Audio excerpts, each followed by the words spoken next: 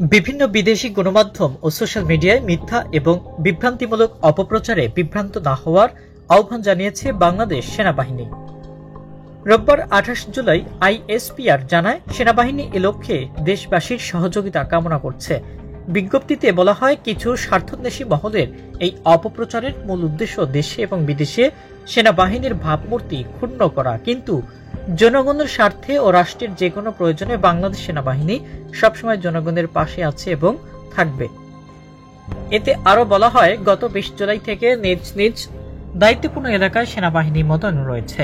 দেশব্যাপী ক্রম অবনতিশীল নিরাপত্তা পরিস্থিতিতে জনসাধারণের জানমাল ও সরকারি গুরুত্বপূর্ণ স্থাপনাসমূহের সার্বিক নিরাপত্তা প্রদানের, আইন শৃঙ্খলা পরিস্থিতি নিয়ন্ত্রণে অন্যান্য বাহিনীর পাশাপাশি সেনাবাহিনীর উপস্থিতি দ্রুত নৈরাজ্য প্রমোশন করতে সাহায্য করে।